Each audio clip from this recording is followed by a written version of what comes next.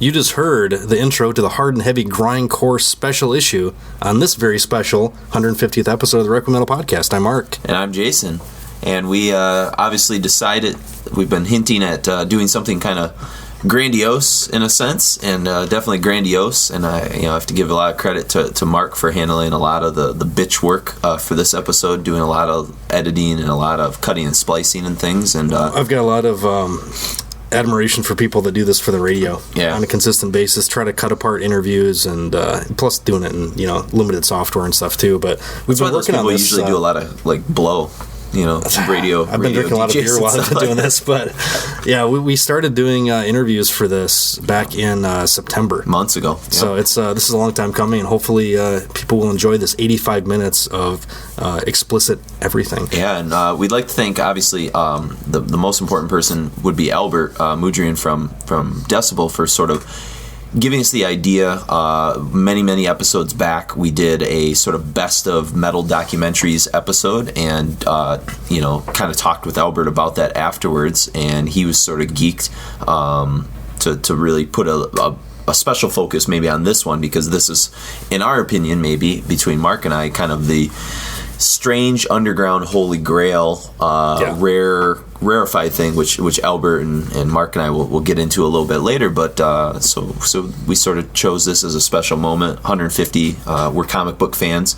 That's one of those strange issue markers for a lot of the traditional old school comics.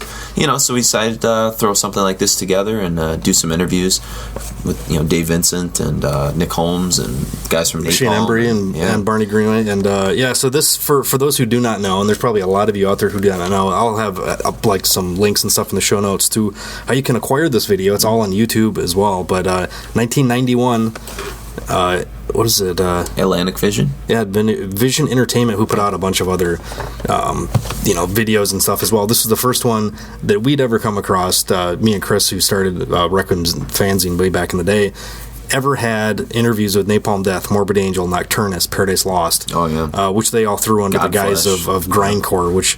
Entombed. Yeah, which isn't necessarily the most accurate term, but at the time it was just like, wow, this is like kind of the holy grail of video. So we thought Albert had the same kind of, awakening as a kid as well. So we figured, put this thing together and... let's see what comes of it. And it's there's an interesting mix of interviews you're going to hear. Some people recollected this whole thing kind of fondly. Others had really no recollection of it. Some have a really good sense of humor about it. Some more straight about it. So I think it's a pretty interesting show, and hopefully you enjoy and stick around with us for another 150 episodes. Absolutely. So thanks again to Albert, and good luck with 85 minutes of grindcore, hard and heavy madness. Explicit everything. Everything.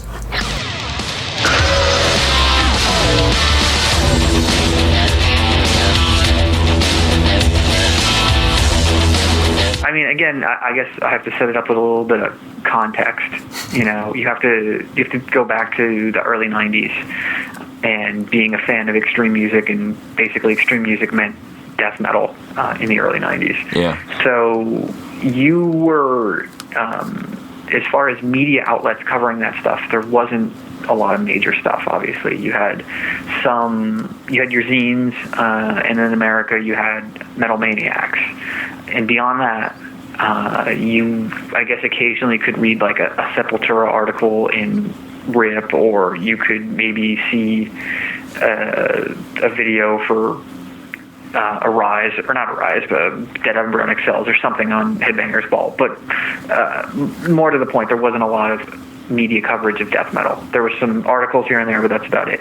As far as interviews, like video interviews with bands like Napalm Death and Morbid Angel, they were basically non-existent unless you were trading some videos, which I wasn't doing at that time, so I didn't see any of that. So this was, for me and my group of friends who were 16 years old or whatever at the time, this was our first exposure to these guys as actual human beings, with personalities and mannerisms and voices and cadences and accents and everything. And it was just... It was amazing, because this was the only place that you could see an interview with Napalm Death or an interview with Godflesh or Paradise Lost, who were, especially fascinating because we loved them, and they were really off the map in terms of some of the other bands featured on there. Like, obviously Carcass was pretty big, and Napalm was huge, and Morbid Angel was huge, but Paradise Lost was just like the amazing bonus of that whole video. So yeah, we devoured it over and over and over again, because, you know, if you wanted to attach video to these CDs and cassettes that we were playing endlessly, this was really the only way you could do it, because, like I said, there wasn't much in the way of actual music videos or promo videos being played on Headbangers Ball, and obviously those bands weren't guests regularly on Headbangers Ball. I don't even think any of them, maybe Sepultura appeared at some point earlier, but I know for a fact that you didn't see Morbid Angel until Covenant came out, or Napalm Death until Fear, Emptiness, Despair came out. You know, they just stayed away from that stuff until they were on majors. Mm-hmm. So in that sense, the Hard and Heavy video is kind of like a little bit of the grail for, you know, 16, 17-year-old death metal kids in 1991, 1992. Now, do you know, like obviously, you know, Mark and Chris, you know, you guys were really affected by it. I didn't see this until a few years later, until Chris showed it to me. But besides, like, you and your kind of, you know, base of friends that you kind of came up with, Albert, have you talked to, like, people, because you're so connected, I guess, especially in the American scene, have other people that you've talked to kind of had similar experiences? You know, other people that kind of went on to be in the field of journalism, or even people that went on to start bands after this? A few. I mean, it is definitely kind of a bit of a, and I hate to use this word, it is a bit of a cult thing, I guess, in that sense. And you find that the people who have seen it, nobody really talks about it in passing. You've either seen it and you were all about it, or you just haven't seen it and you don't give a shit. It was really you're all in or nothing. And there's definitely been some people who have nerded out about, you know, yourselves included, obviously, about this video. So it has made some rounds, but it's definitely people of a certain vintage. It's people who are now pretty much mid-30s, I think. And I think that is really the way that it became so ingrained. You know, I mean, it's cool, like, to expose people to this now, and they can see it as this kind of unique time capsule and this really pretty amazing collection of bands at in most of their cases at the height of their powers, just all collected together. So, you know, you could present that to people that way and they can take something out of it. But man, it's definitely one of those things where you kind of had to be there to have that kind of real, truly deep appreciation for what it was. Because, like I said, there wasn't anything else that you could compare it to. There wasn't anything else. Honestly, the only other thing that, like, around that time that we watched quite as much was Napalm Death's live Corruption video, because that was the only other video, you know. Yeah. And I got that after I saw Hard and Heavy. So yeah, the Grindcore video was, I mean, I'm not sure which one came out first, but for me, I definitely saw the Grindcore video first. Well, and there's kind of, you know, nowadays, I think, too, there's kind of a demystification of all of this stuff, too. I mean, it's like we live with, obviously, the internet is the big game changer of everything. Mm-hmm. But, you know, this stuff is so, like, easily accessible to find interview clips and all of this sort of stuff. I mean, it's just there. It's, like, saturated now to the point where, you know, if you don't find out things about these guys' personal lives or whatever, it's almost like shocking, you know. I mean, no one can really hide, and the enigma of the, you know, this scene is kind of like, I don't want to say it's worn off, because there's still some enigmatic people out there, but it's trickier to you know, to have something come out like this that had that kind of like atom bomb impact of, holy cow, these guys are humans and they've got point of views on, like, well, bands like, Paradise Lost, you know, who, you know, you listen to the music, you think these guys are dead serious, doom and gloom, and then they're just joking around and talking about being moist and, you know, all these other things on the video. And even when I talked with Nick Holmes, he was like, after, like, watching that clip, you know, he did, that was like one of their first video interviews too, I guess. Hammy set up with him, and he was just like, there's no, like, everything's demystified at this point. Like, you know, if you want to find out something about somebody, you just go to their website, go to their blog, go to YouTube. You're going to find stuff about them. But I think that kind of whole level, especially for me and Chris, that level of mysticism, plus this stuff was all, most of it was, overseas bands that we hadn't had a chance to see yet. All this stuff. As soon as we saw that, we were just completely floored by it. And especially the Entombed thing that was basically just the live video for Left Hand Path made them that much more enigmatic to where we're just like, wow, what are these guys? This is crazy. Do these guys even talk on film? We just, all this stuff just keeps like rolling around in your head. So. Oh yeah, no, I mean that's the thing. It is all about context. Like now, like you said, you can go and find, live performances from any extreme metal band that played last night online. Somebody shot it with a camera phone, and it's up there today. But in the early '90s, there was nothing like that. So it really was just like for the people who just consumed that stuff just like crazy.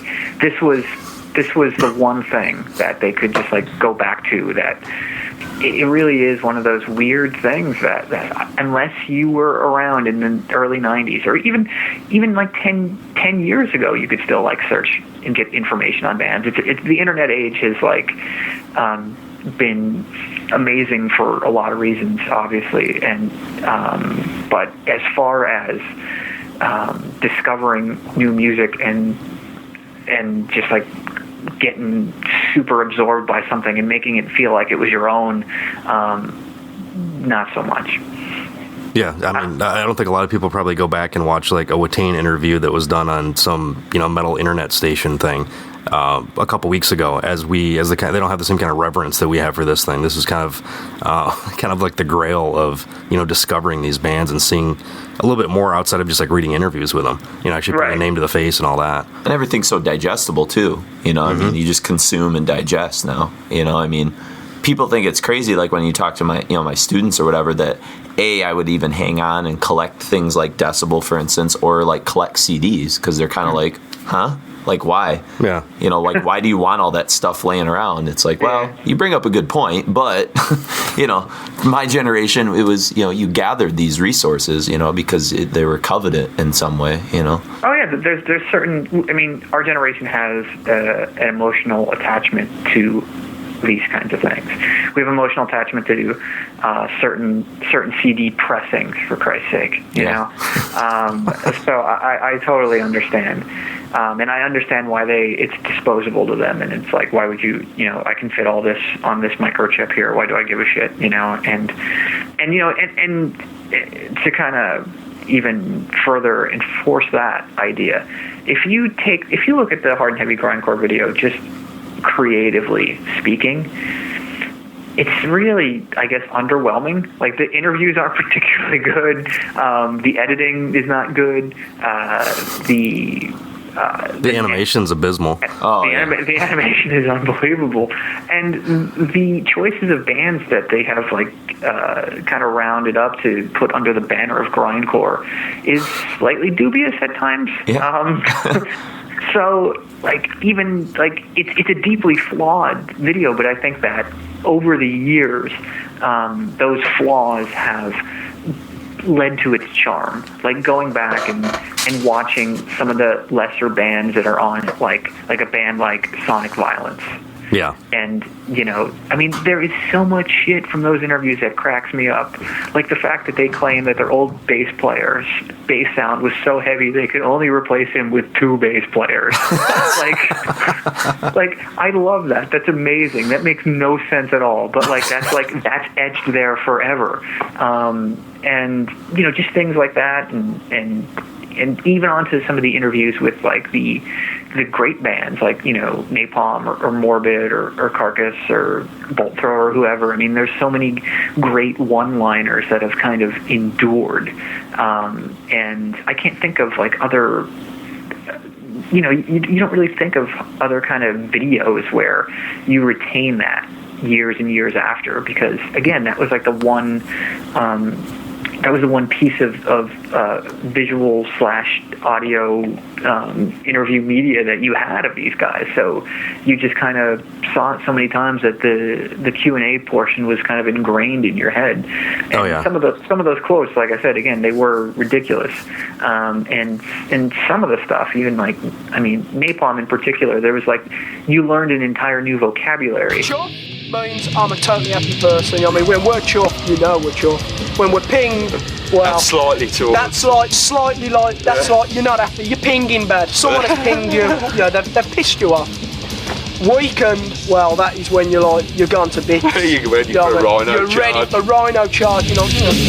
Just from like all the British slang. Yeah. And then all the napalm, or the Mick Harris style of the British slang. And just, man, it was there was just so much that you could take away from it at that time. And the fact that it's 20 years later and it still is referenced way too often between me and my friends it says as much about the video as it probably does about us as people, I guess. Oh, and even going back and, you know, watching this thing over, I'm still picking up other things like the bolt thrower interview, for instance. Mm-hmm. Carl Willits is completely ignored by everybody else in the band anytime he says anything.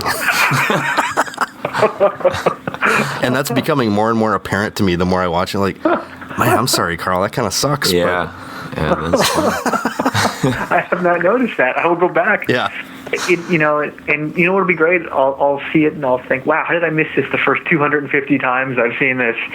But no, there are those like weird little moments, those things that just kind of endure. You know, I just think back to. I don't know. There's all kinds of great things. Obviously, even when Cerebral Fix are performing, and you know, Cerebral Fix, honestly, to me they were pretty forgettable. But like, you know, they're doing their like kind of lip synced live performance without an interview, but they're at the end of like the performance, Frank Healy, the bass player, who I guess was actually in Napalm Death for a few minutes really early on in their in the 80s, and also I guess was in Benediction or still is.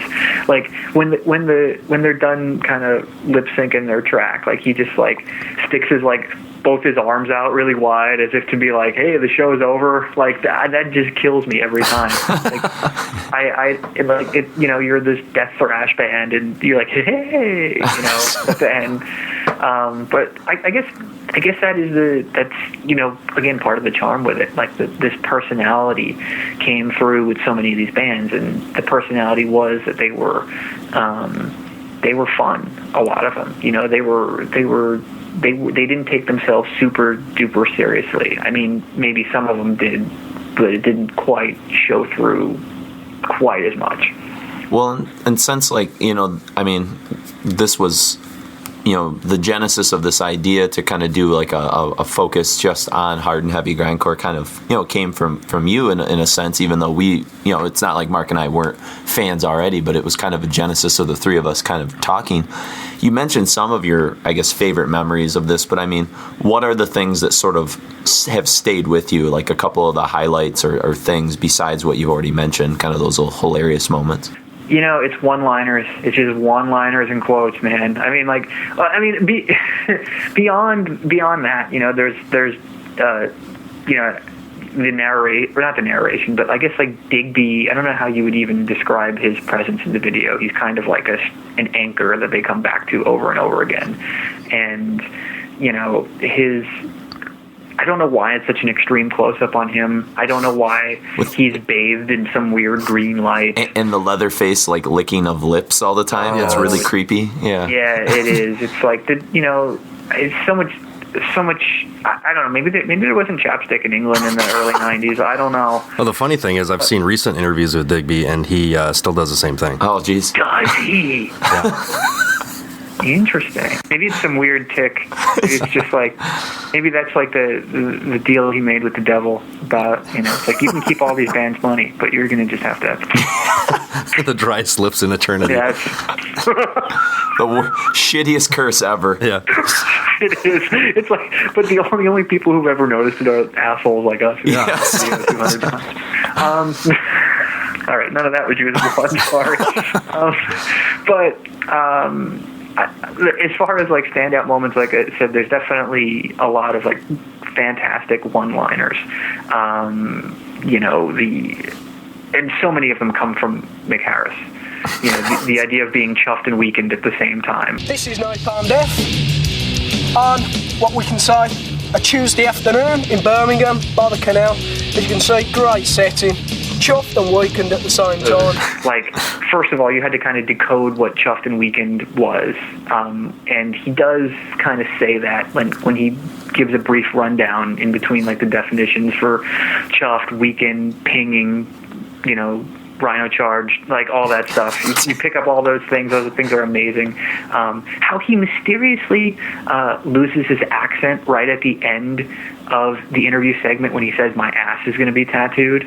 Like, it's listen to my ass is going to be tattooed. It is my ass. That's going to be tattooed. He could be from New Jersey. It's so bizarre. I don't understand. And those one-liners, they're all over the video. And honestly, because I am such a nerd, for the past 5 or 6 years, they have been regularly appearing in Decibel in our grindcore column called Ground Up, which appears pretty irregularly these days because the guy who writes it is on the road a lot. But the decks for every column is a quote from the Grindcore video. They go from Louis Panzer's Limited to Thrashing Where I'm At to Grob of Jennifer and Grob fame's Dirty Hippies Playing Loud Music. I mean, they're hippies. They're just dirty hippies playing very loud music. I mean, there are all these things. There are these little quotes that, at the end of the day, you can strangely distill the video or the scene or whatever, or the even time period down to, and it certainly wasn't intentional at the time, I'm sure. But like going back and there's one from Digby. Was it Napalm Death? It was Make Slayer sound like Bon Jovi, like stuff like that, stuff like that somehow like endures. I don't know why or how, but. So those kinds of things, those stand out for me more so than like even some of the goofier things that are funny, like Roger from Vengeance Rising, going on and on and on and talking all about Christianity. Oh yeah. And actually, my favorite part of his entire interview is when he is rambling on about the extreme metal scene and death metal scene, and he's talking about bands, and he does an aside where he says something like, "Your Morbid Angels, your Deicides, your Godflesh, your Vengeance, what have you." Like he just slides Vengeance Rising in, as if like they're on the same level. Yeah, they're peers. Yeah. Oh man! But there's so much great stuff. The mystery of Jennifer and Grob.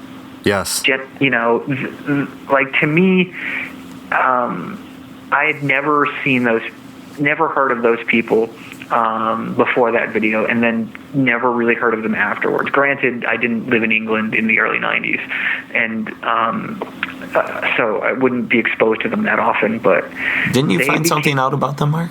Yeah, Shane and Barney both mentioned that they were. I was asking them like how prolific they were in the scene and stuff, and they remember them like booking shows and singing at shows and stuff. But I don't know. I assumed they were kind of like the goodwill ambassadors of grindcore for the UK. But I'd have to send them a copy of Decibel's Precious Metal book since I dedicated it to them. If you look and if either of you guys have that, it's like it's in the foreword there. Oh wow. But I mean, it was also because I wanted to do it just to see if there were any other nerds who would pick up on it and notice. Which again, that's the idea of this thing being this weird little cult. That you just kind of, I don't know, just again, you were exposed to it at a certain time, and it just kind of stuck with you forever. If you endured as a fan of this kind of stuff. If you got off the train at some other point and never got back on, you might not have ever thought about this thing again. But if you saw this when you were a kid and you're still a fan of this kind of music 20 years later, then you haven't forgotten about it. For sure. And it should be seen on its original VHS. Yeah. Yeah, that's the only format. You don't want to. You definitely don't. When we first watched that, there was no menu screen. I know. I betrayed and had to buy a DVD, but Yeah, I mean, I have the DVD too because I did it on as many formats as is available. But I was really disturbed by the menu scene. It is weird. It is like, what is this? Yeah. This is not how this is intended to be viewed. Now, was there any, I guess, as we kind of close things out here, was there a band that maybe came away from this different because of you viewing it? Because I know, for Mark and I, we've talked a couple times about how, just even Dave Vincent talking about Satanism, kind of altered a lot of our impressions of metal, extreme metal, and some of the satanic lyrics and different things like that. Was there a band that you remember in particular where you were like, wow, I know something deeper about them in a way, and it has changed my view of them as a band? Or I would say not necessarily that, but I would say that there were some bands who the way they kind of came across was what I didn't expect. I think the way Carcass came across was interesting because everybody else who's interviewed for this thing is honestly pretty animated, except for I guess Sonic Violence, but who gives a shit, right? Yeah. But seeing Napalm, Mick Harris is obviously extraordinarily animated. Seeing Justin Broderick was pretty animated too. Justin sort of Broderick surprising. was high as a kite during that thing. It was great. He's gregarious to begin with, so he was just rolling. And then even David Vincent was, he has he's got a very understated manner of his delivery, but he's still he's very commanding and he's very together, Yeah. But watching Ken Owen and Bill Steer, they looked so bored. Death has always been covered up. It's a taboo subject no one really wants to talk about, and that was our intention to begin with, to actually open up a lot of what goes on, the rotting processes, what happens when you're buried, and unfortunately the world is in such turmoil. Death has become entertainment. And to me, it was almost like watching that thinking, wow, Carcass are almost too cool to be sitting, not in a bad way, in a wow, what's up with them that they're already over this, aren't they? They're just that they could give a shit. And I thought that there's something about that I thought was cool. But with the other bands, whether it was Morbid or as Mark mentioned earlier on with Paradise Lost, and how you thought they would be these totally morose, just super no smile, no fun dudes, and they were cracking jokes through the whole thing, and you got a real sense of their, if anything, they had a very dry British sense of humor, yeah. which is interesting because ultimately the one guy who isn't interviewed in Carcass at the time, Jeff Walker, has more or less that exact same sense of humor. Yeah.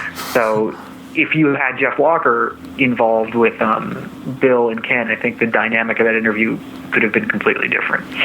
Sure. Yeah, absolutely. Yeah. There you go. There was one other thing that I remembered when you were talking about, or when you were asking about the kind of defining memorable moments of the video, and it's another one of those really cheesy things where when David Vincent is talking about Satanism, how they fade out his reflection in the mirror behind him, slowly, that. And the thing is, we were 16 or 17, and were we supposed to be afraid of that? Because we were totally laughing at that. Yeah, there's nothing in the video that really made me like, ooh, yeah, spooky. It kind of demystified them, but in a cool way. You know, in a cool way, because that was at a time when I think everybody was looking. We were desperate for that kind of information. It wasn't like now where if you wanted to find more about a mysterious black metal or doom metal band or whatever, like, you know, you're not really searching for it. You know, you don't really give a shit what Portal look like when they don't have cuckoo clocks on their heads. Yep. You know, it doesn't matter. But man, it so mattered to know as much as you could about these guys. So much. I mean, and then when I got in, you know, and I'm sure you guys experienced this too with like getting more into black metal in the early to mid 90s and being like totally overboard on doom metal and stuff like that, just like doing like videotape trades and like seeing actual interviews and stuff with, I remember like seeing interviews with My Dying Bride and Anathema in 1993 or At the Gates or something like that, seeing video interviews with those guys, that stuff, again, it was just like when you saw that on somebody's video tape trade list, you were like, oh shit, I have to get that immediately. And it was because we were starved, because there wasn't media coverage in the United States of this stuff generally, and then there wasn't the widespread accessibility of these outlets to, you know, for video on demand, the internet, whatever. I mean, obviously the internet has changed everything, but like in that sense, it really was a completely different period. Yeah. There you go. You heard it from metal expert himself, Albert Mudrian, about the great hard and heavy grindcore. So.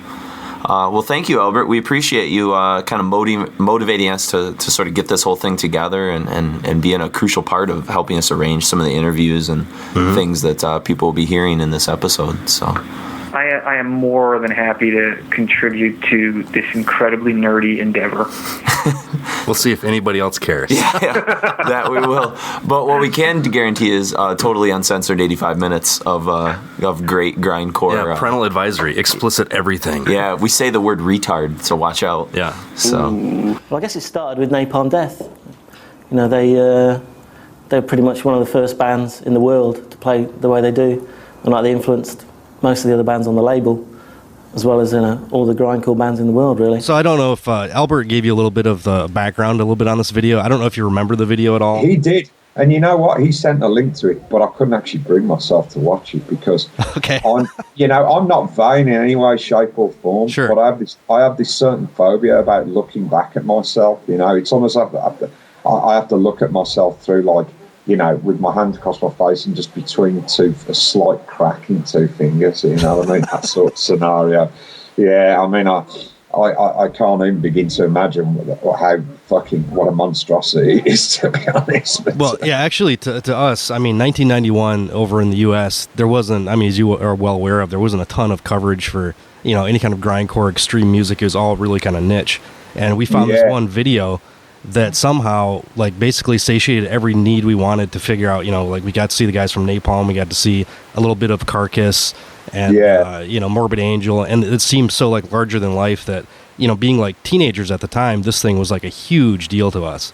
And Albert kind of wanted to, like, you know, we've been talking about doing this for a couple of years and just trying to do almost like a retrospective on this completely ridiculous video. You know, I talk to Albert from time to time, and Albert's obsessed with, like, these videos that came out in the 90s. Yeah. That's not the only one. He told me he actually writes a lot of his headlines and strap lines based upon quotes from those videos because they were so ridiculous. I mean, that's a sign of a man that needs to get out more, to be fair. You know that's what I mean? True. That's a man who really likes his metal. Yeah. I mean, you know, it's too metal for me, man. I'm not very metal, really, but Albert definitely beats me hands down for that, you know. My dad, he got me into this sort of thing, you know what I mean? It started from the early extremes, like Mudrian and stuff. And my dad, like, he understands everything about Napalm, you know what I mean? He doesn't just like it just because, you know, I've taken active part in the band. He actually is into the music sort of thing, and he understands it. My dad doesn't understand it. He never will. Yeah. I mean, he'll never understand it. Well, his comment is turn it down, turn that bass down, that's stupid. What sort of vocals are them? I guess back, it was 1991, I believe, that it was recorded. I found out that these were actually a bunch of segments from an entire like hard and heavy video series that they ended up taking you out of and then putting it all into this one Grindcore special. Yes, which I never saw, funnily enough. I remember it coming out, but I didn't look at it, you know. I just don't recall. I remember doing the actual interviews, actually. I remember thinking that, like, the VJ, the compers or whatever you call them, were just completely ridiculous. You know, they would ask such metal questions. Mm-hmm. And, like, the thing about Napalm was, and still is to me, I mean, you'll get different answers from different people on this, but Napalm wasn't really a metal band, you know, in terms of the cliches, I guess, that some people like to play to sometimes. We were never really like that, you know. And if you look at the band in some of those early videos, we look quite reluctant, you know, and we look quite nervous, you know. Yeah. It's because we're not, you know, we didn't want to play to the gallery sort of thing, you know. It's just something that we actually felt sort of quite nervous about doing, you know. So anything that sort of comes across like the way, like the angle you're trying to get on this is purely accidental, you know. And given the fact that we were still at that point, I mean, certainly for me, I mean, you got to remember, I was 1 week working in a car supply factory around here. I was a project engineer. The next week, I was playing a gig in New York, you know, not knowing I was going to do that the week before. So I was still quite an excitable young kid, you know what I mean? Oh, absolutely. But at the same time, I had this sort of reluctance, you know, because that was all the thing, you know. The whole scene that Napalm came from was very much about, you know, no gods, no masters sort of thing, you know, no sort of celebrities and stuff. And so therefore, we were always a bit reluctant to do anything that was a bit, you know, that sort of travelled down that, because the sort of the MTV thing was sort of getting very popular at the time, you know, so a lot of things were kind of geared towards that sort of very sort of metal but light-hearted and stuff, and the whole, there was quite a celebrity thing attached to it. They tried to kind of make people into celebrities, even on the underground music scene, you know, and I felt very uncomfortable about that, actually. It was something that I didn't quite like, you know. Obviously I like the fact that people were interested in the band and stuff, you know, great, but some of the things I just felt really uneasy about doing. You know? Do you remember at all any of the filming? I think you're right on like a river outside of like an old factory, if that rings any bells at all. Mm. And Mick was showing off his tattoos, and I'm getting more and more chuffed. I'm feeling something inside. I don't know what it is. So something wants to break out, but it's a chuffed feeling. So I'm so chuffed about everything, and I don't know what else I can say. I'm just bloody chuffed. There was I learned some British slang. Maybe if you can go through the Chuffed weekend. Certainly. Yeah, certainly. I mean, they're like kind of English words, you know, they're English slang words, but they're not employed as we used to use them all the time. You know, you'll hear them occasionally, but I mean, chuffed means like dead chuffed. To be chuffed about something is to be like in between, and this is a sliding scale, happy to ecstatic. That's what it means.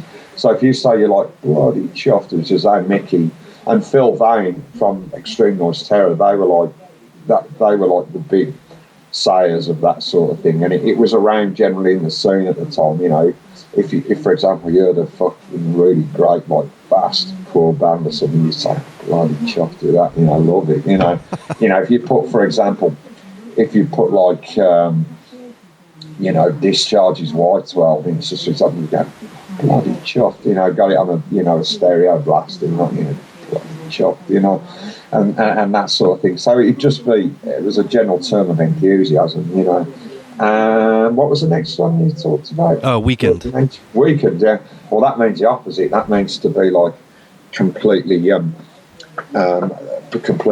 irritated and annoyed by something, you know. So basically, I don't know, at the time, if you left, say for argument's sake, say if you left a pint of cider on the table, you know, and you came back and it was gone, you know, you'd be weekend, man, who's done that? You know, someone stole your drink or whatever, you know, something like that. That would weaken you, you know. So it's quite a verb in its many forms, you know. So to weaken somebody it's totally piss somebody off. If you're weakened, you are the victim, you know, and so on and so forth, you know. It was just like, so in other words, and there were various forms of being weakened. You could be so weakened that I can't remember some of the things we say. You used to say, like, fucking hell, I'm so weak, and my fucking bones are about to turn to liquid, you know, and that would be obviously like the most weakened, you know. Yeah. It was all like kid stuff, kids kind of speak, you know. But pinged is a different thing. Pinged is not a word at all. It's just something that's, I don't know whether Mickey came up with it or whether, again, it was Phil from ENT, or it would have been someone of that ilk, you know, and he's pinged, you know. So if you piss someone off in the street, usually you're somebody you don't know or whatever, and they've got that look on their face like they're really agitated. You go, he's pinged, you know, he's pinged. It's hard for you'd have to be there, to be honest, to really get it, you know. But yeah, it was just another one of their words. There was loads of stuff. I mean, Mickey and Phil always had loads of different things,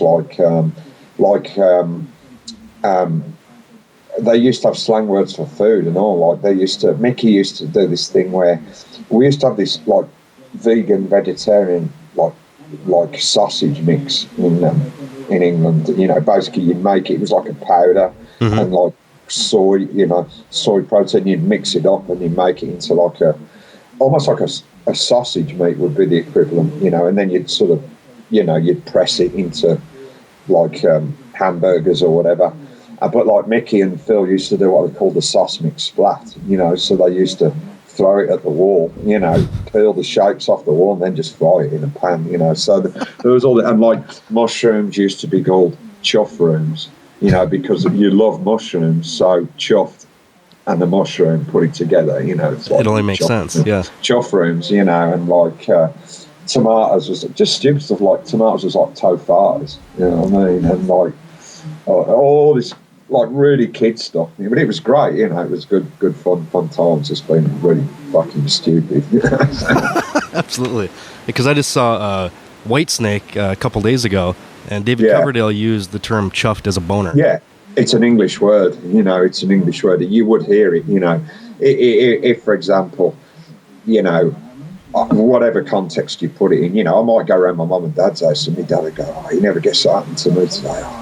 I'm chuffed with that," like, you know what I mean? So that, again, that's fairly universal, you know, within the UK. Because that as a kid, those are things that really stood out, and especially the people started saying it. You know, that was the thing. We'd go around the world, everywhere. You know, we'd go to the Soviet Union. I mean, we were the first band to go there. You know, like I think we were perhaps the only band to go to the Soviet Union, but. And people would turn up and go, "Oh, chuffed! You know, how chuffed are you?" And that, you know, you'd be like, "Oh, fucking hell, yeah, it's got this far," you know. But yeah, so it got around. I don't know whether it necessarily came from that video, but I mean, I think every interview we pretty much did in those any video interview, it was always in there for one reason or another. I guess people just picked up on it, and it's really funny that some friends of ours, like years later, even now from like the States, they still say like, "Oh, I'm weakened," and that, you know. And it's like, you know, he's still saying that, you know. It's good, you know. It's just fun stuff, you know. This is Napalm Death on what we can say a Tuesday afternoon in Birmingham by the canal. As you can see, great setting, chuffed and weakened at the same time. There's childish fun and there's just being a poodle. That's another saying, by the way.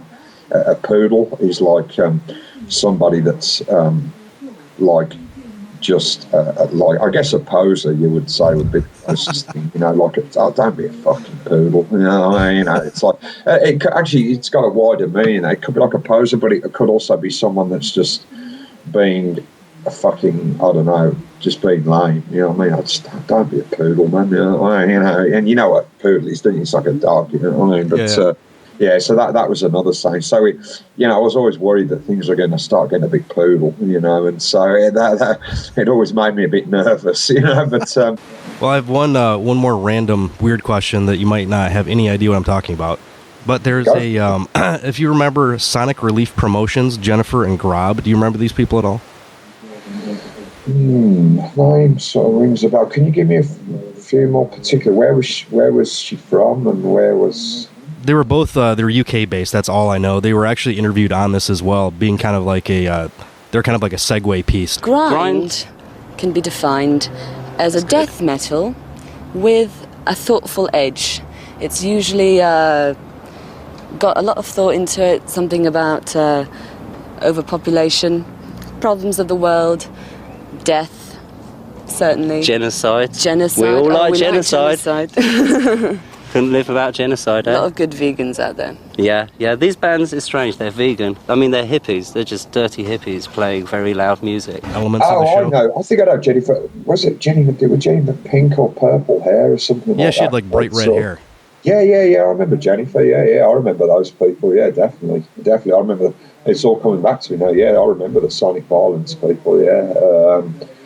I don't know where they are right now. I think they probably are still there. They just sort of, disappeared off the map, perhaps. But yeah, they were definitely part of the whole scene back then. I remember those people. Yeah, they were nice people, actually. Really nice people.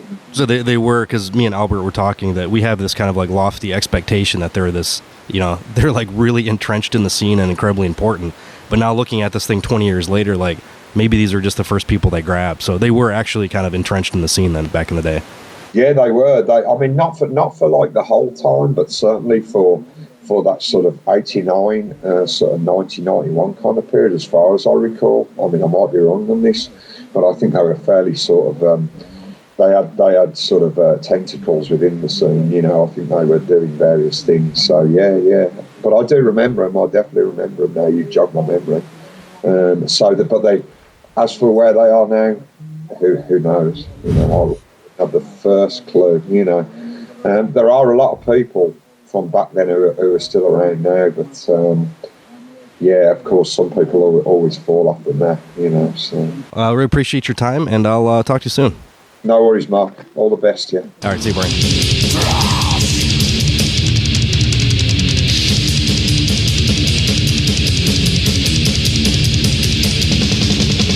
Did you get a chance to watch the video? No, I haven't seen it for quite some time. It's kind of strange, actually. I think I almost forgot about it in a weird way. It's only I watched it a couple of times, little parts here and there over the years, and it's actually having very little memory of actually just doing it. I don't think. I mean, I've seen various parts of it at different points. I don't care about that really. It's pretty funny. I think the craziest guy on there really is Mickey. Yeah, he kind of stole the show a little bit. Well, Mickey liked to do that, really, so that's Mickey for you, pretty much, but... I've only got one hobby, getting tattooed. My legs, my back and my arms. I mean, I'm totally into it. John Foster Tattoo Studio, Birmingham, Selly. Show me tattoos. Show them a few. Show them back. If you want to have a look, I mean, fucking... Yeah, no, this is punk, this one on the back. Guess like my arms. That is a classic. Taken from a really old, I guess, famous punk painting. I've got shit on my legs, you know what I mean? Fucking, I guess all over, really. I mean, this leg as well, fucking. I'm working on this, fucking. I guess, all over. I'm going for a full Japanese bodysuit. Then I'll be chuffed. Until except for my face, hands, feet. That's where it stops. You haven't mentioned your willing. Yeah, I mean, it was just weird watching it. It's the bits I have seen, and I was just like, I vaguely remember doing it. I mean, it comes back to my memory now. I think it was done close to where we've rehearsed for the past 20 years, and they hired the room out for us, and obviously that was it. That's on the interviews, etc. But yeah, I was kind of interested when Mick turned up in his mask. That was pretty bizarre, The mask, the King Diamond shirt, and then the tattoo exhibition that went later. Yeah. It's very much Mickey likes to steal the show, as we said. Yeah. Mm-hmm. So I guess back in that era, I guess that was probably around 90, 91 that was recorded. I think probably 1990, I think, because Mickey left the band in, I think, like May of 90. Was it 90? Yeah, May of 91. So that probably would have been like summertime in 1990. Probably just have to be done Harmony Corruption or something like that, Was that when you were touring still for Harmony? We didn't do too much touring because it was a strange thing. I mean, obviously, we recorded the album in Florida. They were there for a month. Then we went down to Brazil to do 3 shows with Sepultura. 1990, we came back and probably did a couple of shows here and there, but didn't do too much. And I remember at that point, it was still strange where there was all these kind of video interviews getting offered us here and there, and that was one of them. So I think we were probably just not doing too much until September when we started touring, Yeah, it's weird. I kind of remember a lot of things, date-wise and stuff. I tend to remember it, but, a few things slip. I mean, it's been weird, actually. I've been clearing out my house, the Napalm drummer that we shared, and just finding a lot of old video stuff that I kind of forgot about. Lots of video compilations from, rock hard from Europe or whatever, and stuff at the time, you wouldn't have thought you'd forget it, but then you go, God, look at that. Look at those pictures. Wow, Barney's blonde hair. So it's pretty funny. I've looked ridiculous all of my life, so I don't really mind, but I think, it's kind of interesting when I look back and go, wow, that's blonde, You've been distinctive your whole life. I guess one way of saying it. Yeah, I guess one way. Yeah. So I guess that 1990-91 era, did you kind of see like a marked progression in people's interest in the whole kind of grindcore scene? Was it just kind of a novelty at the time, or was there like an honest interest in like, well, this might be like the next, like punk rock or hardcore? Was this like, did you notice any kind of like palpable difference? I mean, since I joined the band, there was like an interest in Napalm, pretty much from John Peel and stuff like that, in the earlier lineups. But I think that did continue with the Harmony Corruption lineup, but it was slightly different, obviously, because there was obviously Jesse and Mitch had joined the band, and Barney.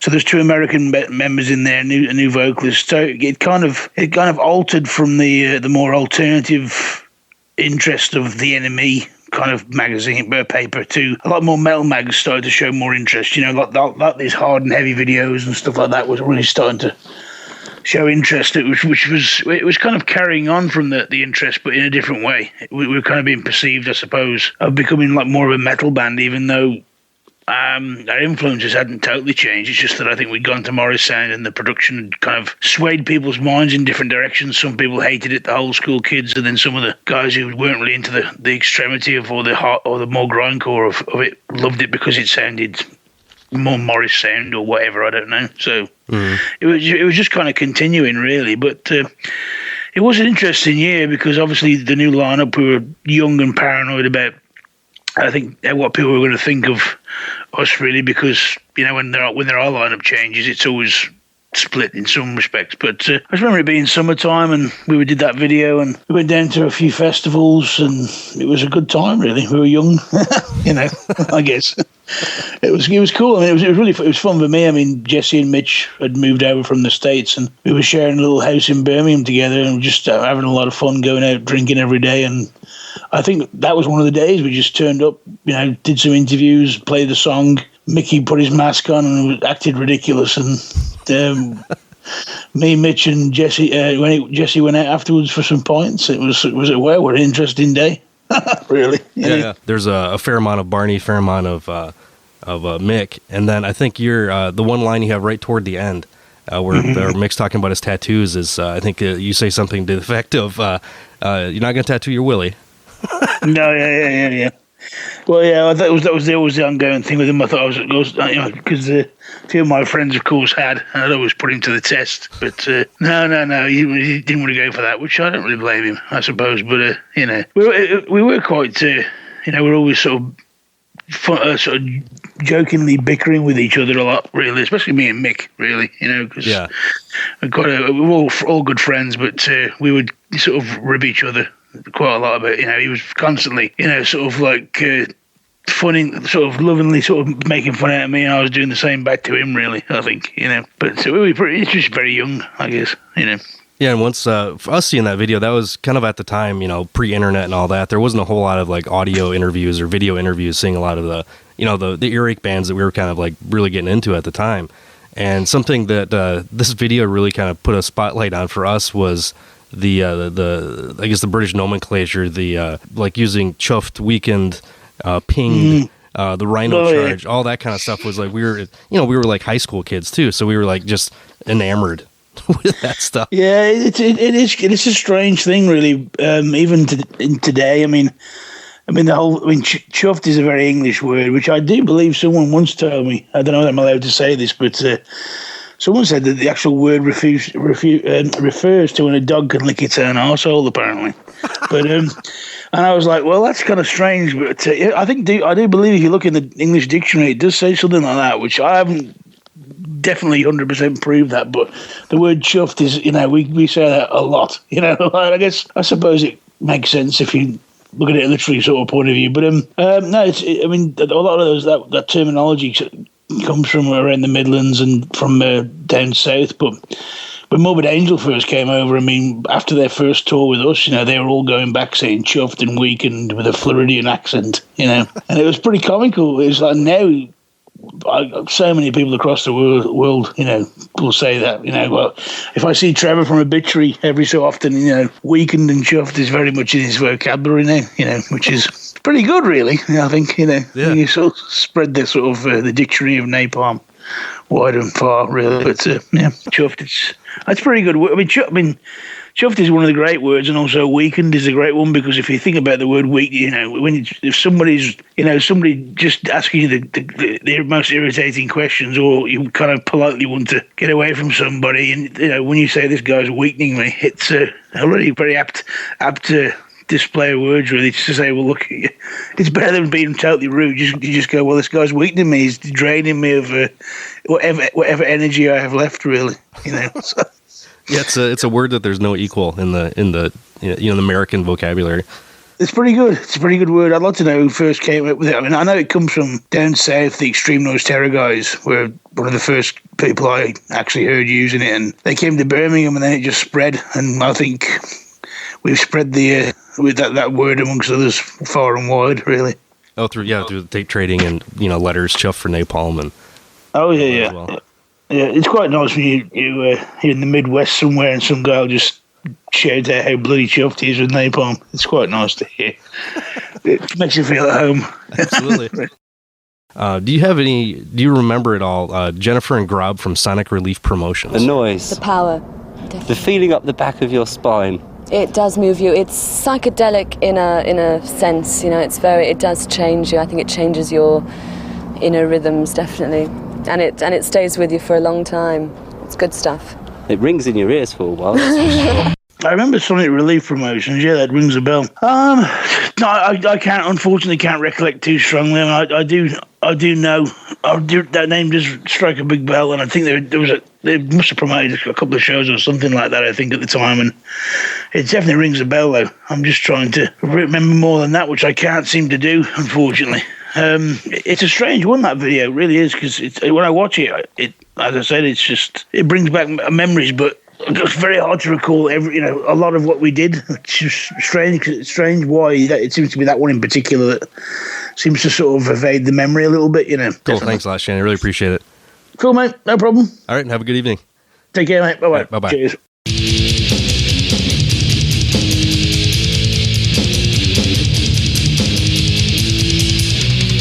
What really happened was there were a few bands in America that English bands were picking up on, but they were like, bands like Siege, a Boston band, and a band called Repulsion. They were like very unknown in America, but the demo tapes sort of made it over to England, and bands like Napalm Death and Carcass and stuff were real big fans of that style.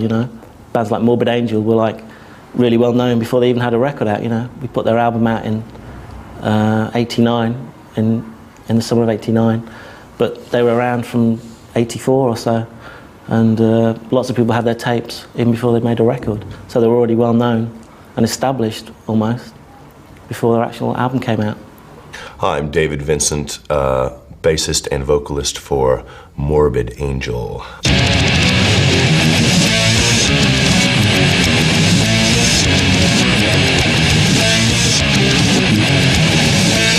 Or since I even remember doing it, but my initial thought was time passes and it's amazing how things don't change.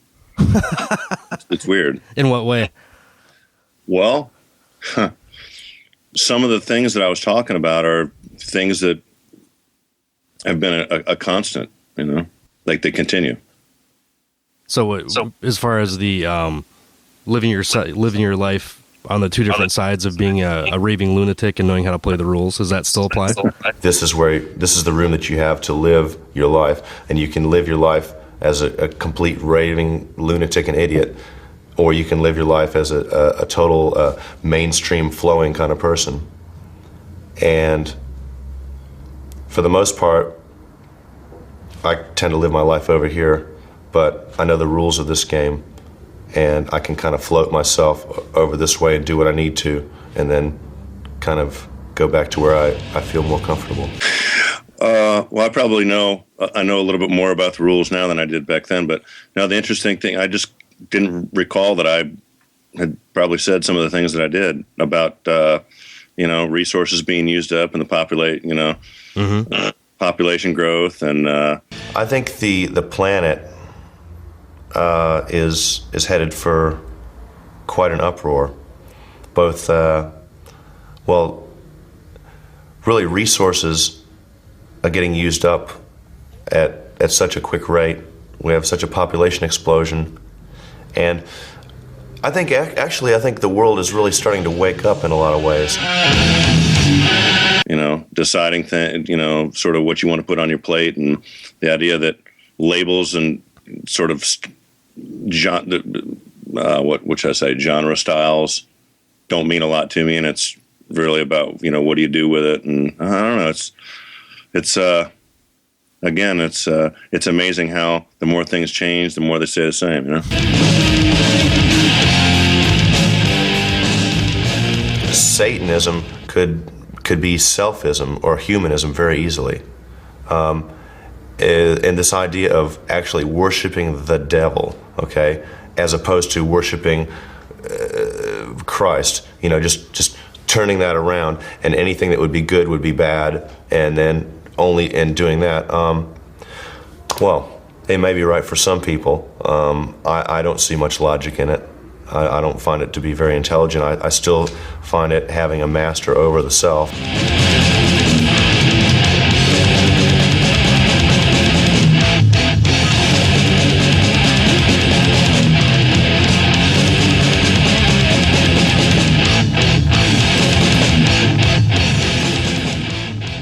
It's kind of like walking through a cafeteria line.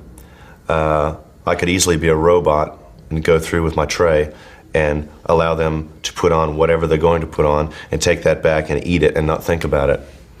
And when I found out that I really didn't like some of those things, then I felt more inclined to go to a self-service place where I could put on my plate what I wanted. Were you raised Christian? I was raised Catholic. Huh. And when I was 14, kind of renounced all that, not just based on metal, but just on seeing, what actually happened with all that kind of stuff. And eventually about 2 years after that, my parents kind of fell off as well. So, oh, wow. Kind of my parents are still really hardcore. And we've just sort of gotten at a point where we agree to disagree and we just don't discuss it, Yeah. What's your son do? Oh, he's in Morbid Angel. Oh, that sounds nice.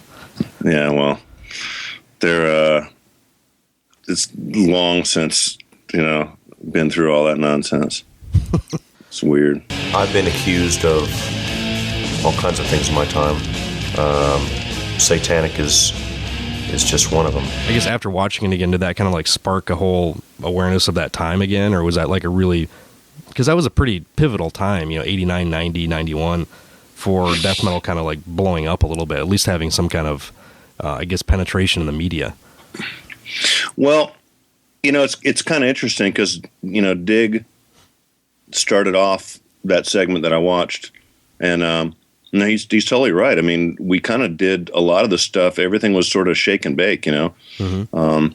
The idea that it was fan driven, and people were not near as cynical as they are these days, and they're really just into, music more so than I don't want to, different times. I mean, you can Monday morning quarterback any of this stuff. I remember what it took for people to put out these fanzines and, absorbing the printing costs and making the stuff up and, sending tapes through the mail, and people would go after stuff and they would buy stuff. They'd send, whatever it was, $5 in the mail and for a demo tape, as opposed to nowadays, things aren't so driven by fandom as they're probably more driven by, I don't know what it is. There's a lot of this internet stuff that's, people are real, I don't know if there's so much fans as they just enjoy sort of, it's a little more of a negative culture than it was back then. Instead of, like supporting a band by getting their demo, sending them a letter, it's much easier just to go on a forum and say, well, this band sucks, or I don't like this decision they made, or this cover looks stupid, or, that kind of... Well, any number of negative things, and they just as soon steal the music off the internet as opposed to, buying... obviously we don't even have tapes anymore. If you say tape to a little kid, they don't, they think you're talking about Scotch tape, But it's the times have changed, but it's interesting. I mean, from a musical standpoint, when I recall those times, and it was just always about breaking rules and breaking new ground, and the general attitude that I have about things today versus what I recall after, sort of trying to recapture that mindset that we had in that video. I don't think it's changed much at all, to be honest with you. I did fanzines back in the early 90s as well, and now the podcast we do is kind of a more modern incarnation of that. Similarly to you, I think I'd never really poo-poo what I did before or put it down, or it's just kind of a learning experience. I've always, I think, kind of had the same aesthetic, and the same kind of ideas, but they just kind of mature with you. Sure. Well, you become more convinced, and when we started doing this stuff, we were just blowing up, and not up in a way that it's not like the band. I don't mean from a success standpoint. We were just, making music that was explosive, and being explosive. Becoming explosiveness incarnate, as it were. Yeah. Well, the first time, that I heard any Morbid Angel stuff, I was just completely floored because I'd never ever heard anything that was that.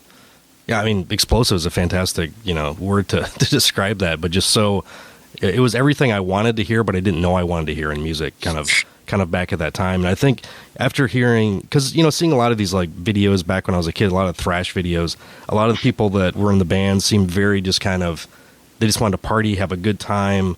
Just joking around on videos, and then I saw your segment to where you're very concise, very basically very thought-provoking for me as a kid, and still looking back at it now, it's a very kind of weird, different, I guess, vibe than I was used to from seeing from a band, especially after hearing the music and hearing something that's very well spoken. It was an interesting kind of contradiction there. So the Grind Crusher tour, was there any? This was the first time that you guys actually went over to Europe to tour as well, right? There was a line in there that said that Napalm Death were the most, the craziest guys you've ever toured with. Is that, have you found a band to eclipse them? Yeah. Well, listen, everybody's different. At that time, the Napalm lineup was different. Yeah. But surely, Mick Harris was just off the chain. Yeah. Really, really funny. Really creative guy, creative with his humor. Had a lot of fun. I do remember that with that guy. There was a lot of damage done. It cost us a lot of money, but I have very fond memories of those tours with all those guys. Musically speaking, big fan of Carcass, still am. Bolt Thrower I've not been really sort of in touch with as much as probably the other guys. I don't see them around as much. Well, they don't really tour. Yeah. So, but the whole thing was pretty fun. After the UK segment, it just came down to us and Napalm sort of going around the rest of Europe. And I recall generally having a really good time.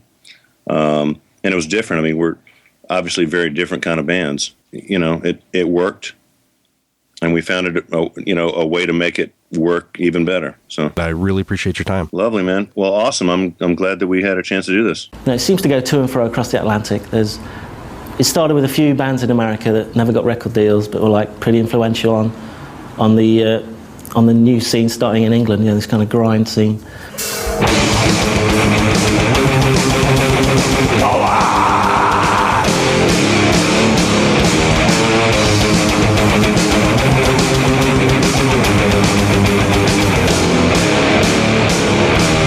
Some bands you can put in categories, but I think it's silly trying to put people who you're not too sure about into categories.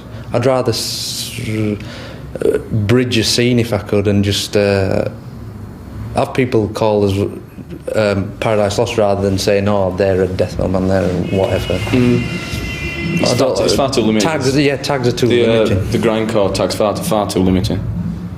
I mean, you don't have to say the word and it, put people off who might be into it. If there wasn't that kind of tag there.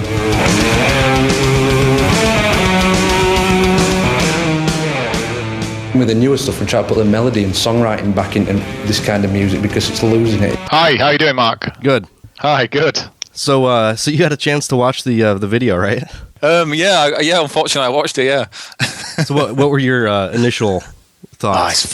It's fucking horrible. It's like looking at when you see pictures of yourself as a kid, But unfortunately, it's just there for the whole world to see instead of just my family, So yeah.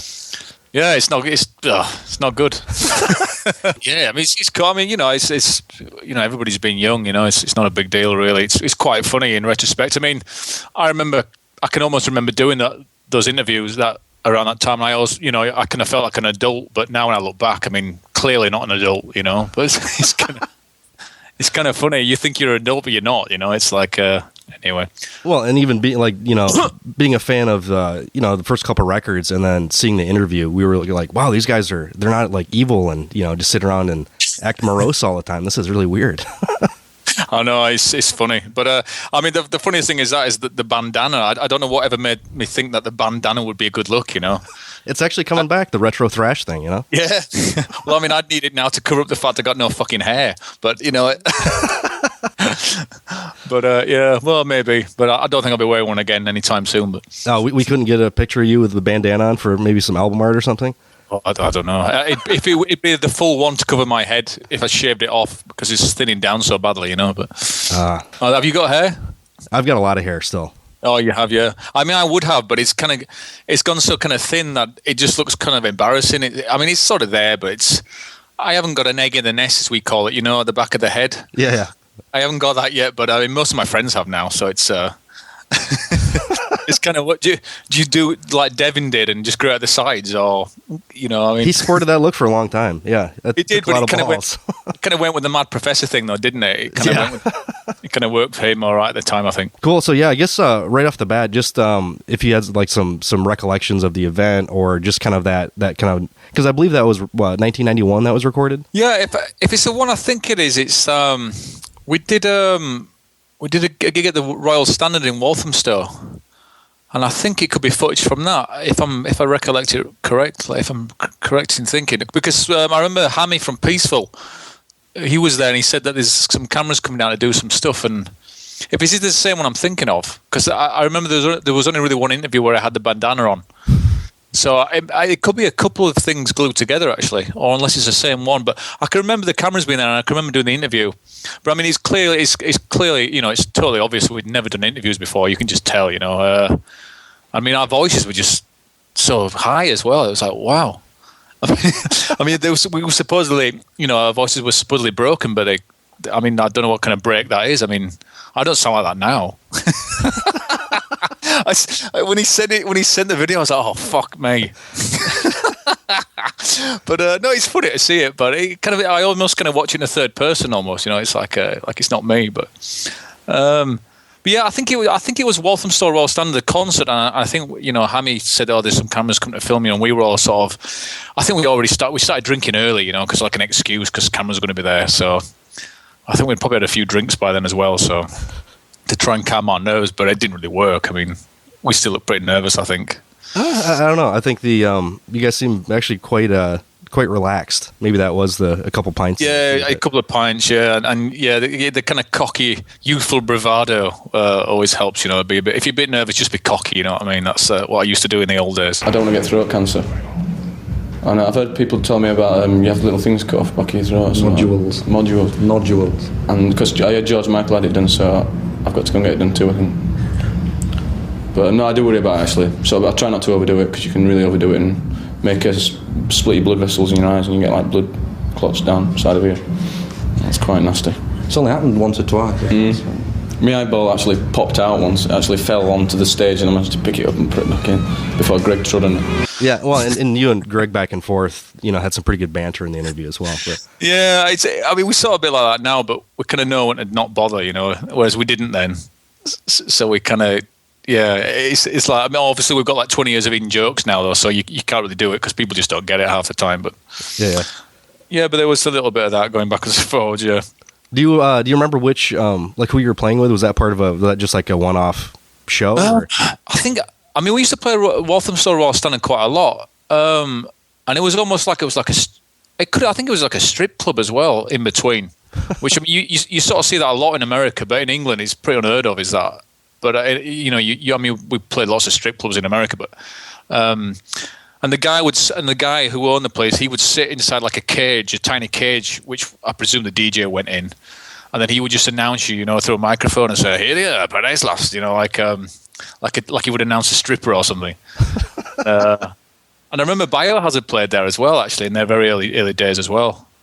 So I saw everyone went through there, you know what I mean? But when I think about the people that actually came to the gig, it was, maybe 30 people or something. It was never busy, it was never crazy, and it had like a T stage as well. So there was a platform so you could come out and stand on, like an ego ramp or whatever. there was no one there anyway. So it was very much like an American gig actually. Yes. Oh, speaking of that, this is kind of off the point, but do you remember a show in Detroit in 1992 or 93 at Blondie's? Yeah. Well, Albert said that you went. Yeah, you went to that one. Yes, we were one of the 8 people that were there. I think you were one of the guys. I remember sitting at the bar with Aaron, talking to him for about 45 minutes while nobody showed up, and there's rain coming through the ceiling and stuff. Yeah. It was. The funny thing is now, it's weird with gigs like that, because now when they do happen. If we go in America, that happens. It does happen now because no one really knows us in America. So obviously you got to expect that. We've done a few of our own gigs over there on the Nightwish tour, and there was a few similar to that. But I can kind of laugh about it now. It's not a big deal. But when we were sort of kids, I don't know. We were sort of expecting a little bit more than that. I don't know what exactly, but it's just something else.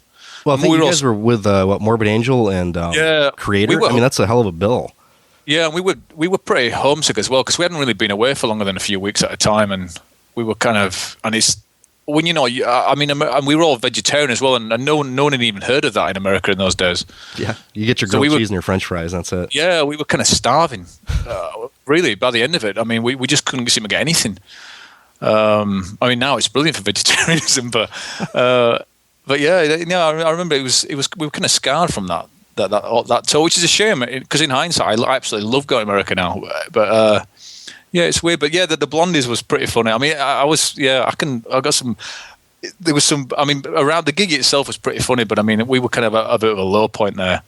Definitely, I remember being in the phone box outside shouting at our manager, and I was like, I think I ended up doing the thing with the receiver, smashing it like fucking Robert De Niro does in Casino or whatever. It's like freaking out.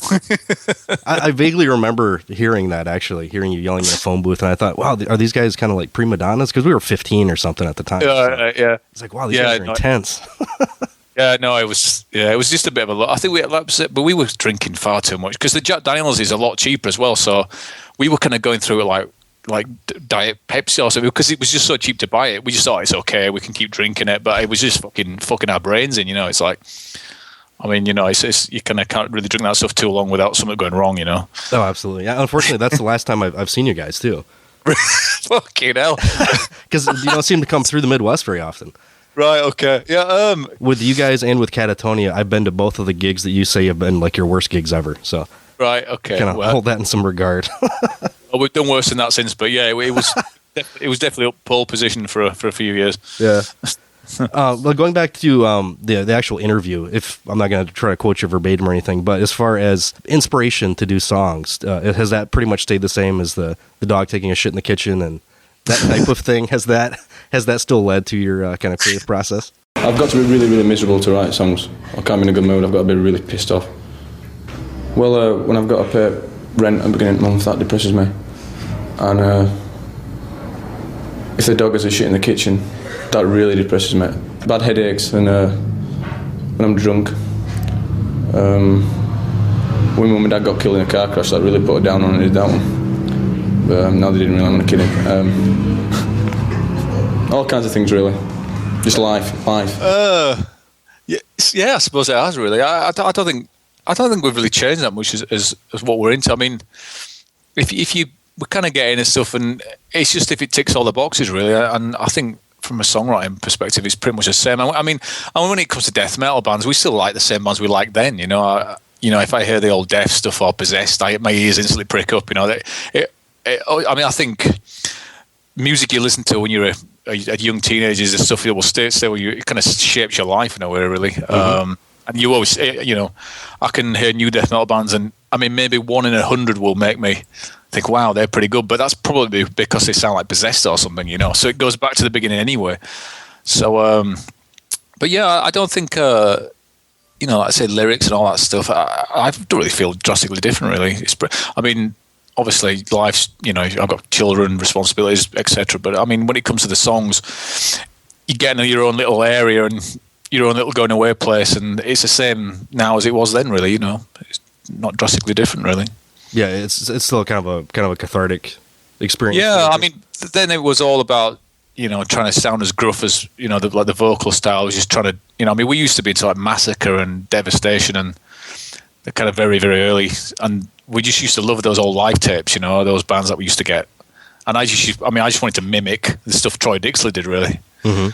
And that kind of guttural, I used to just love it, you know what I mean? It was like the worst, the deeper you could get it, the better, Which I just kind of want to see myself doing that. I find it quite funny, but well, that was kind of the era that was like right before Shades of God.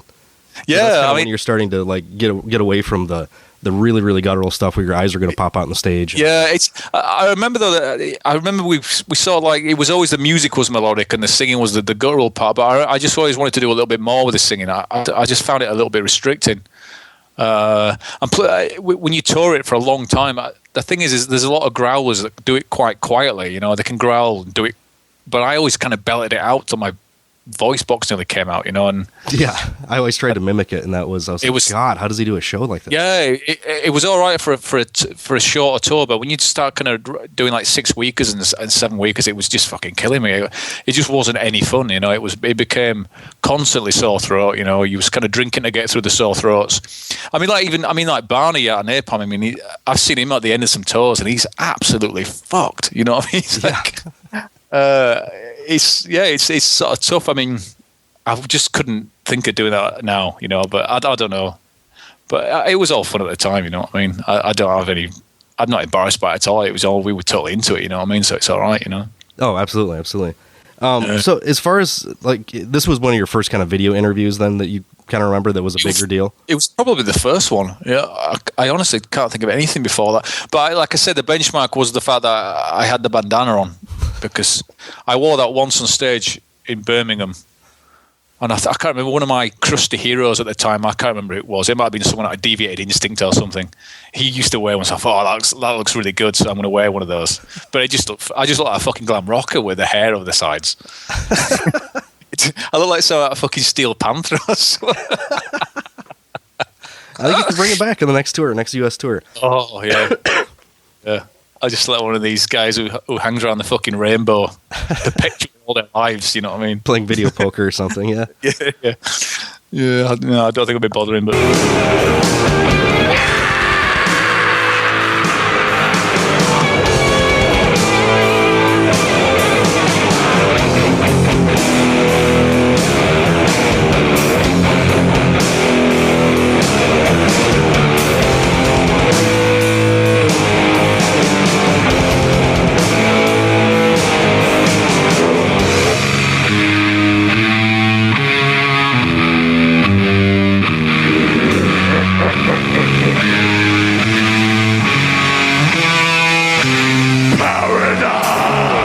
Milton's poem Paradise Lost is about the confrontation between good and evil. I used to worship the devil in 1982, And I used to have upside down crosses painted on my bedroom walls. And they worshipped Venom. I worshipped Venom. And Satan as well. One and the same, I suppose. Yeah, I suppose so. I mean, the whole kind of like vibe at that time, was it, could you actually feel some kind of like surge of this stuff coming into some kind of, not necessarily popularity, but into just people's day-to-day life? Could you kind of feel that surge in the 91 era? Yeah, I mean, yeah, it was really not. I mean, we really enjoyed it those times. I mean, I know Greg had said exactly the same thing, because there was, you do concerts and if there were a few hundred people there, but you kind of you probably knew nearly all the crowd, there was a real sort of scene, and you could tell it was getting bigger, but it was a slow thing though. But I think it was once the Kerangs, etc., picked up on it, that's when it obviously got, I know, especially like MTV as well with the Headbangers Ball thing. I mean, that completely took it in Europe, it took it to a completely different level. Obviously, because when you're on the telly, that's it, you're laughing really. Exactly, that's when you made it. Well, that's when So people know people you are. think. It's when people know you are anyway. Yeah. whether you've made it's a different matter. But yeah, I mean, I think I think around Icon, towards the end, we started, quite getting on the Headbangers Ball quite a lot, and for Draconian, we would on there nearly every bloody week. So, but in Europe, that is. But yeah, there wasn't a lot of it. I mean, it's like even when I used to like Venom, they would never find anything about them in any magazines, and there was like a little small article in NME or something, and I would be cutting it out and put it on my wall and thinking, wow, But yeah, it was still very much in its infancy, the whole thing, It was a nice, like I say, it was a nice time. There wasn't, there wasn't email, there was no internet, it was all kind of mysterious, and when you saw a band, it was like, wow, you couldn't kind of check them out beforehand, it was as soon as they came on stage, that's the only time you saw them, so. Yeah, I mean, that's kind of, I was getting into the stuff right around 89, 90, 91, doing tape trading, and it's kind of like a mystical time almost in my life. Yeah, well, I mean, that's the thing with internet, it's kind of killed that mystique now. It's a shame, it's just kind of all that's gone really, it's, you've got pictures of fucking Danzig going to the shop to buy cat litter or whatever, it's like, that should not be happening, you know what I mean? It's just not on, it's like... Yeah, it does take some of the mystique out when you see people shopping for... I saw that picture of him, I saw that picture of him, and I was, oh, come on. Give him a break, that shouldn't be on there. And he has a Danzig shirt on, too, which kind of puts it over the top. Yeah. But, the internet's kind of killed that, really. You've got to be totally down to earth and, just be bare your soul sort of thing, which is... I quite miss that mystique, I suppose, that we had when we were younger, but... Yeah. I have one final bizarre question. I don't know if you saw this part of the video. Is do you have any recollection of Jennifer and Grob of Sonic Relief Promotions? These are hippie kids that have wised up a bit, got angry, got loud, they've got something to say. It's almost unintelligible, so keep coming back until you work it out, or read the lyrics. Yeah, now you said it. Yeah, that does sound familiar. It was the Grob was like kind of a crusty looking dude with a huge beard, and Jennifer had bright red hair, and they're kind of one of the people throughout that. Barney, I talked to him yesterday, and he vaguely recollected, but I was wondering if you remember anything about them. I'm the same as Barney with it. Yeah, it's weird with it. People say names, and then you're like, oh fucking, it suddenly comes back to you. But yeah, now I kind of recognize the names, but. It's weird. There's so many people, like I said, that they kind of vanish in the woodwork, or they're just not into it anymore. And then you see them, and you're like, oh fucking wow! I haven't even thought about you for 20 years, or whatever. So yeah, but now the name you said, yeah, but I'm kind of on the same as Barney with this one. I'm a little bit hazy with it, to be honest. We like to feel sexy after our shows. Sexy and moist, warm, and fluffy, and direct, with a touch of sweat. Direct. But apart from that. Pretty damn moist. Cheers, man. Cool, thanks a lot. Talk to you later. All the best. Thanks, man. The world is not a pleasant place, and I think people are becoming increasingly aware of this, unfortunately, and certainly Grindcore in particular has a lot to say about where we can go from here, if we can go anywhere. Maybe we can go... The only place we can go is under, who knows?